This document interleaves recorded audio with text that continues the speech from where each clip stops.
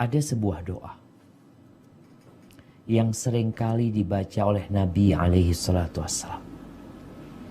Yang pertama, hadis ini diriwayatkan oleh Anas bin Malik radhiyallahu anhu. Dia mengatakan, kana Rasulullah sallallahu alaihi wasallam yukthiru an yaqul. Rasulullah sallallahu alaihi wasallam itu seringkali beliau berdoa mengatakan, ya muqallibal qulub, thabbit qalbi ala dinik. Wahai yang membolak-balikkan hati, tetapkan hatiku di atas agama. Bayangkan jemaah, ini Rasulullah SAW yang beliau dijamin masuk surga, yang telah diampuni dosa-dosa beliau yang masa lalu dan akan datang. Allah telah memberikan kepadanya kedudukan yang tinggi di sisi Allah Azza wa Jalla. Beliau masih membaca doa. Faqultu ya Rasulullah.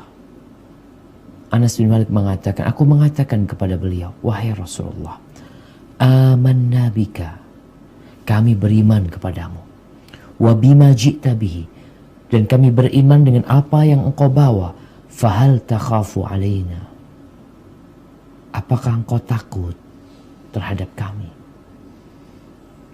Takut kami menyimpang, menyeleweng dari kebenaran. Lalu beliau mengatakan, na'am, iya. Iya, kata Nabi. Innal quluba baina usbu'aini min asabi'illah. Sesungguhnya hati manusia itu berada di jemari-jemari Allah, di antara dua jemari Allah. Yuqallibuha kaifa yasha. Allah balikan sebagaimana dia kehendaki. Mungkin kita masih belum menggambarkan pentingnya doa ini. Kita tahu nggak sejarah bahwa setelah meninggalnya Nabi Muhammad SAW itu banyak yang murtad. Di sana, di Yamama, satu kabilah murtad. Sampai dikatakan yang masih tetap kokoh itu ada 3 masjid. Yang jelasnya di Madinah, Mekah, dan yang ada di Bahrain. Atau di tempat yang lain. Itu yang masih kokoh. Sedangkan, atau yang ada di Oman. Sedangkan di tempat-tempat lainnya mereka sudah goyang. Sehingga setelah meninggalnya Rasul Sallallahu Alaihi Wasallam, Abu Bakar itu sibuk menyelesaikan orang-orang yang murtad.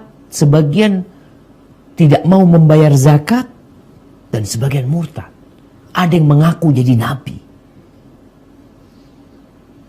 Maka Nabi SAW benar-benar mengatakan, aku takut terhadap kalian. Takut sama kita. Karena yang menjadi ukuran kita itu baik atau tidak, bukan sekarangnya, tapi tatkala ajal menjemput kita. Kita lihatlah pacuan kuda, orang yang lari, yang menjadi standar dia menang atau kalah. Apakah di awal dia, di garis start dia lari, lalu ketahuan mana yang menang atau kalah, atau nanti di akhir? Gak penting engkau ketinggalan ketika start. Gak penting engkau ketinggalan ketika dalam tikungan. Yang penting engkau sampai ke garis finish. Maka doa ini benar-benar bagaimana kita mati di atas agama Allah Azza wa Jalla. Wala tamutunna illa wa antum muslimun.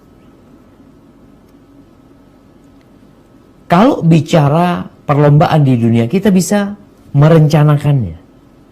Gimana merencanakannya? Ya, ana di start, ana mau pelan-pelan. Nanti di pertengahan ana akan kencengin larinya. Yang mobil kayak gitu, yang motor kayak gitu, mereka punya rencana tuh. Kenapa? Karena mereka tahu di mana akhir dari perlombaan tersebut. Tapi perlombaan kita berakhir dan kita tidak tahu kapan terakhir. Akhir dari perlombaan kita ini sendiri-sendiri, ajal. Bisa jadi malam ini. Kita mungkin niat kepingin sholat Jumat besok di masjid fulan. Ternyata kita tidak pernah berangkat ke masjid fulan.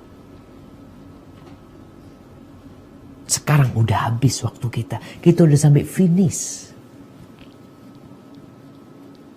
Ada orang yang finishnya mungkin 10 tahun lagi. Ada yang mungkin finishnya 15 tahun lagi. Wallahu a'lam bishawab.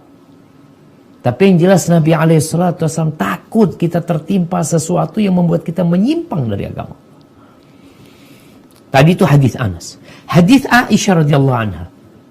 Dia mengatakan, ya Rasulullah, wahai Rasulullah, innaka tukthiru an tad'ua bihadad du'a. Engkau seringkali, banyak kali engkau membaca doa ini. Apa doanya? Ya muqallibal qulub, tsabbit qalbi ala dini. Anas bertanya, Aisyah bertanya.